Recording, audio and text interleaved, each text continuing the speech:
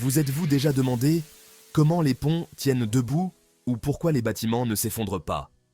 La réponse se trouve dans le monde fascinant de l'équilibre des corps rigides. Ce concept fondamental de la physique explique comment les structures restent stables et résistent aux forces qui pourraient les faire bouger ou tourner.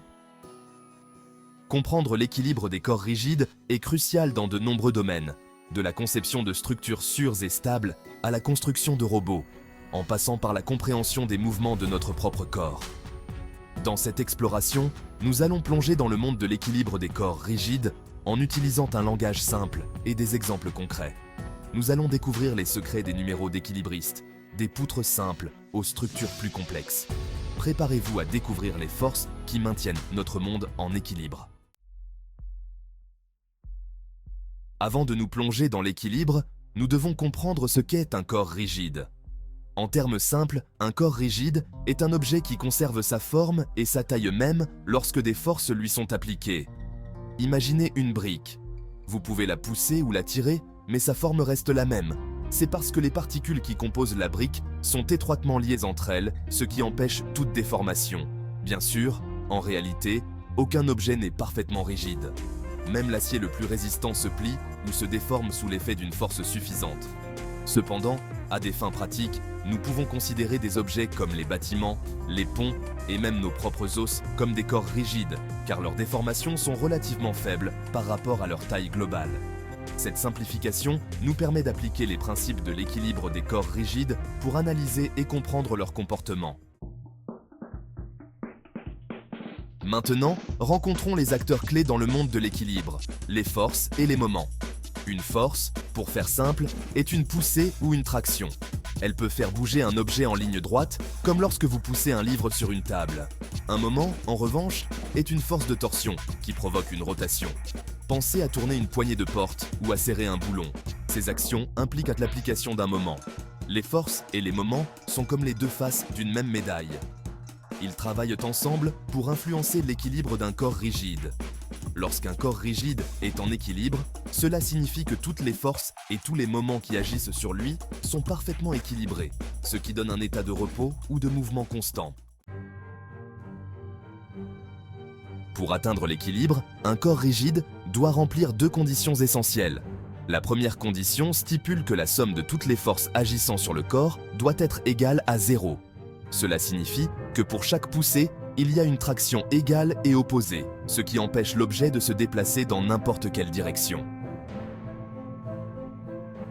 Imaginez un livre posé sur une table. La gravité tire le livre vers le bas, mais la table exerce une force égale et opposée vers le haut, empêchant le livre de s'écraser sur le sol. Ces deux forces s'annulent, ce qui donne une force nette nulle et un état d'équilibre. Cinquième section. Condition d'équilibre. La somme de tous les moments. La deuxième condition d'équilibre stipule que la somme de tous les moments agissant sur le corps doit également être égale à 0. Cela garantit que l'objet ne tourne pas ou ne pivote pas en raison de forces de torsion déséquilibrées. Vous vous souvenez de la poignée de porte? Si vous appliquez un moment dans un sens et un moment égal et opposé dans l'autre sens, le bouton ne tournera pas. Il reste en équilibre de rotation. Ces deux conditions d'équilibre, la somme des forces et la somme des moments égales à 0, sont fondamentales pour comprendre comment les structures restent stables et pourquoi elles ne basculent pas ou ne s'effondrent. Sixième section. Un numéro d'équilibriste. Exemple d'équilibre en action. Visualisons ces concepts à l'aide d'exemples concrets. Imaginez une balançoire avec un enfant assis à chaque extrémité. Pour que la balançoire soit parfaitement équilibrée horizontalement, les moments créés par le poids des enfants doivent être égaux et opposés. Si un enfant est plus lourd ou s'assoit plus loin du centre, la balançoire basculera. Un autre exemple est une simple poutre soutenue aux deux extrémités. Si une charge est placée au milieu de la poutre, les supports exercent des forces ascendantes pour contrecarrer la force descendante de la charge. La poutre reste en équilibre car la somme des forces et des moments qui agissent sur elle est nulle. Ces exemples montrent comment les principes de l'équilibre sont à l'œuvre tout autour de nous, assurant la stabilité des structures, petites et grandes. Huitième section. Étude de cas. La poutre en porte-à-faux. un numéro d'équilibriste sur le bord. Considérons maintenant un exemple un peu plus complexe, la poutre en porte-à-faux.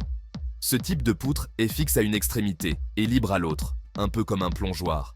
Bien qu'elle ne repose que sur un seul support, une poutre en porte-à-faux peut tout de même atteindre l'équilibre. Lorsqu'une charge est appliquée à l'extrémité libre d'une poutre en porte-à-faux, l'extrémité fixe exerce à la fois une force de soutien et un moment pour contrecarrer la charge. La poutre se plie vers le bas, mais elle reste en équilibre tant que les forces et les moments internes à la poutre équilibrent la charge externe. Les poutres en porte-à-faux sont largement utilisées dans la construction, des balcons et auvents aux ailes d'avion. Leur capacité à supporter des charges sans support à l'extrémité libre en fait des éléments structurels incroyablement polyvalents. 9e section. De la théorie à la réalité. Applications pratiques en ingénierie et en conception. Les principes de l'équilibre des corps rigides ne sont pas que des concepts théoriques. Ils ont d'innombrables applications pratiques dans notre vie quotidienne.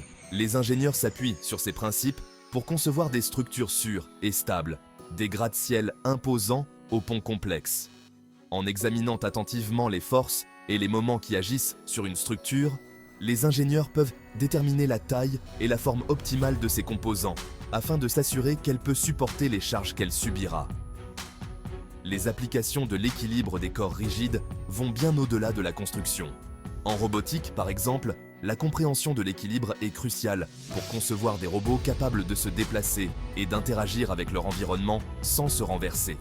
Même dans le domaine médical, ces principes sont utilisés pour analyser les forces qui s'exercent sur les articulations et les os, ce qui permet de diagnostiquer et de traiter les troubles musculo-squelettiques. 10e section. L'importance de l'équilibre. Assurer la sécurité et la stabilité de notre monde. Le concept d'équilibre des corps rigides joue un rôle essentiel pour assurer notre sécurité et notre bien-être.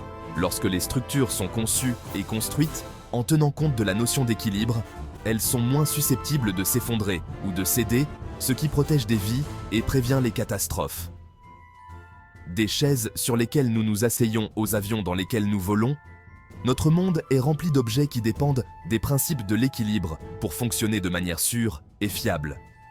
Alors que nous continuons à repousser les limites de l'ingénierie et de la conception, la compréhension de l'équilibre des corps rigides deviendra encore plus cruciale. Qu'il s'agisse de construire des gratte-ciel plus hauts, des ponts plus longs ou des robots plus sophistiqués, les principes de l'équilibre nous guideront dans la création d'un monde plus sûr et plus stable pour les générations à venir. 11e section. Conclusion. L'équilibre des corps rigides. Un concept fondamental. En conclusion, l'équilibre des corps rigides est un concept fondamental qui régit la stabilité et l'équilibre des objets dans notre monde. En comprenant l'interaction des forces, des moments et des différents types d'équilibre, nous obtenons de précieuses informations sur la façon dont les structures résistent aux forces qui pourraient les faire bouger ou tourner. Des poutres simples aux structures complexes, les principes de l'équilibre des corps rigides sont intégrés à la structure même de notre environnement bâti. Alors que nous continuons à innover et à créer, une compréhension approfondie de ces principes restera essentielle pour assurer la sécurité, la stabilité et la longévité de nos créations.